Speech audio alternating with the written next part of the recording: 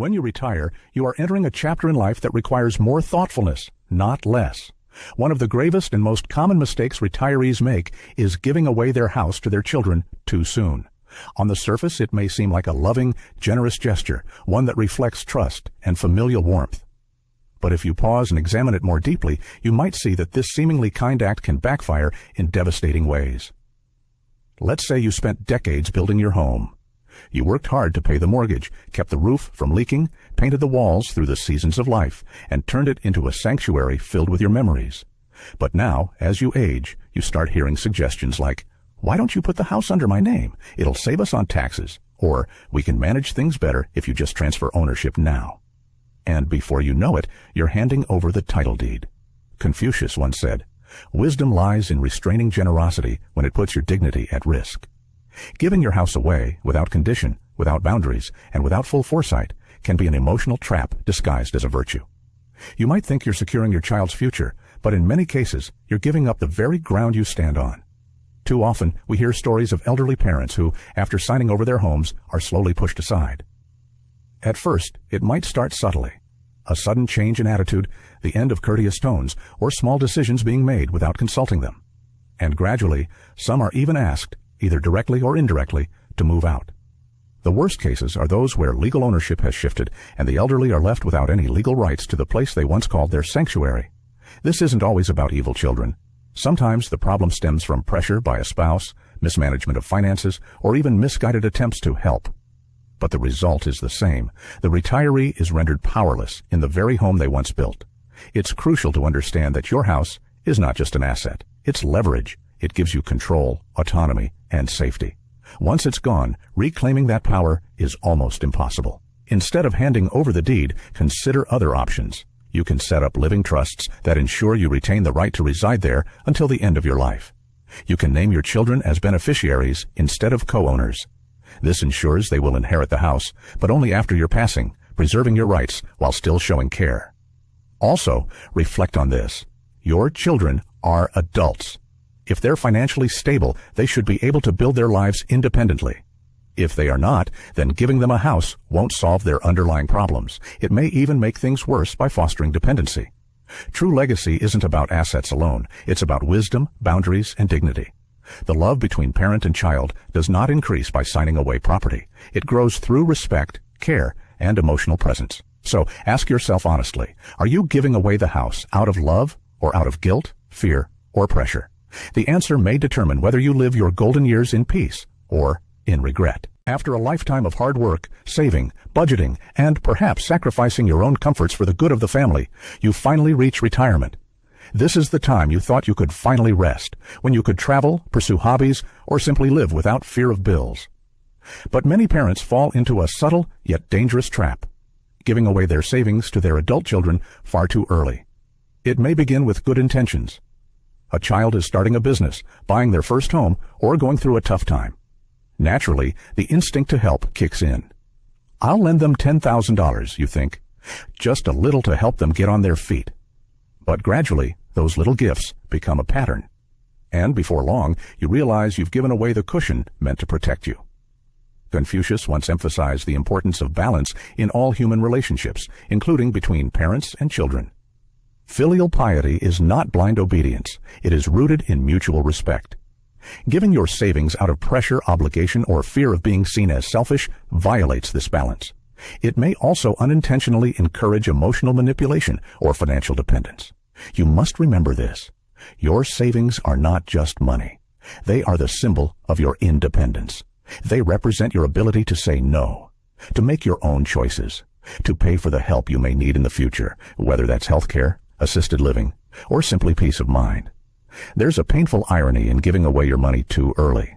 Many elderly parents who help their children with generous financial gifts later find themselves struggling to pay their own bills, depending on those very children to survive. And often, those children, accustomed to receiving, are neither willing nor able to return the favor. This doesn't mean you should never help your kids financially, but it must be done with clear boundaries and deep self-awareness.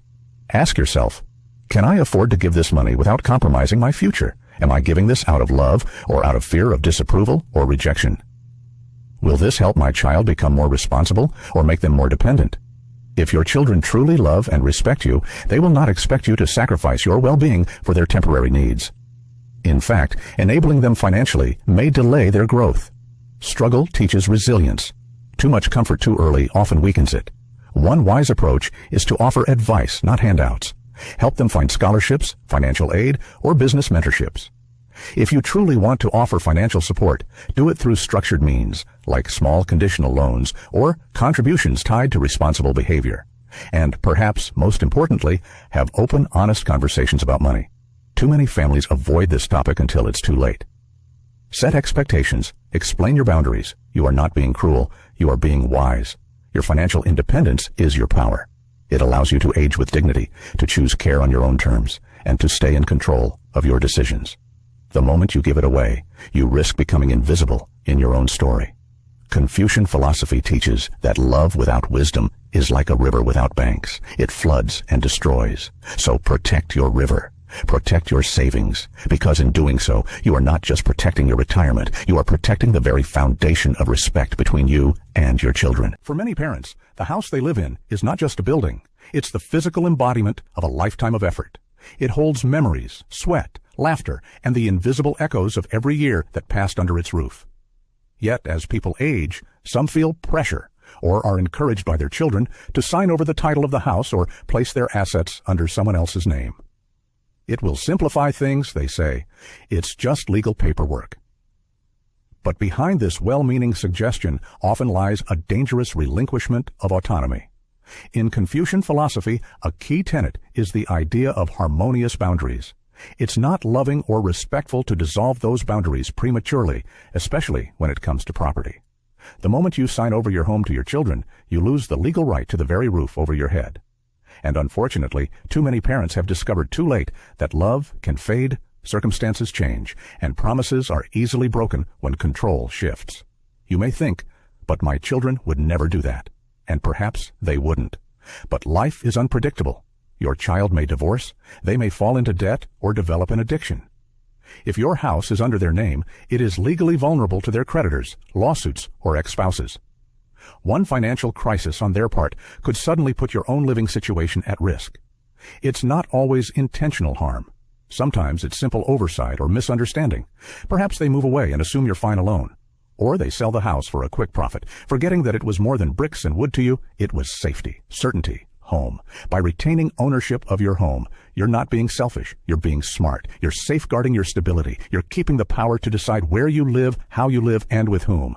This decision should never be based on guilt or pressure. And if your children truly care for your well-being, they will understand that your independence is more valuable than any early inheritance. In fact, Confucius taught that true respect for elders comes from empowering them, not taking away their decision-making under the guise of help. Transferring your property should never be an emotional or rushed decision. If you choose to do so, it should be with full legal advice, written agreements, and with safeguards that ensure your continued right to live there for as long as you wish. There are other ways to prepare your estate without risking your security. Consider setting up a living trust, writing a will, or designating power of attorney in a way that protects both your intentions and your rights. These legal instruments can help avoid family conflicts while keeping your autonomy intact.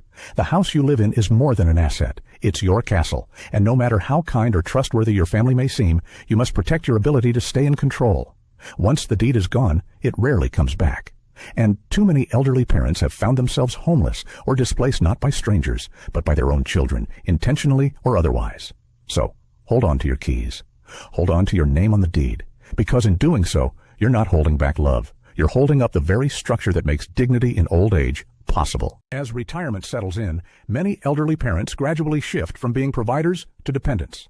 This transition can feel natural, but dangerous, if it comes with an unnoticed surrender of personal freedom. One of the most tragic mistakes aging parents make is giving up control of their lives too soon, letting others decide where they go, what they eat, how they dress, and even who they can see. Confucius emphasized the value of self-determination. He who respects himself is respected by others. This simple idea carries profound wisdom, especially in old age. The moment you stop making your own choices, you stop being seen as fully alive. Your presence fades into a routine designed by others, even if it's done with love. But love that replaces your autonomy is not care. It is control. You've spent decades building a life, raising children, making sacrifices. Now, you deserve the right to live the way you choose. That means deciding whether you want to travel or stay home, to spend money on a hobby or save it, to socialize or be alone. Yet many elderly people find themselves subtly coerced into a passive life. It starts small. A child insists on ordering for you at restaurants, chooses your clothes, manages your calendar. Soon, your preferences disappear. Here's the truth most won't say. Many adult children unconsciously begin parenting their parents, not from cruelty, but from fear. They're afraid of losing you, so they overprotect, overschedule, overstep. And slowly, you're treated like a fragile object, not a living person. But passivity in old age isn't peace. It's a form of erasure. True care does not mean taking over. It means standing beside you, not above you. Your voice must remain at the center of your decisions. Whether it's where you live, what you eat, or how you spend your time, your freedom is sacred. Don't trade it for comfort or for the illusion of harmony. Sometimes parents remain silent to avoid conflict or because they mean well. But silence is dangerous.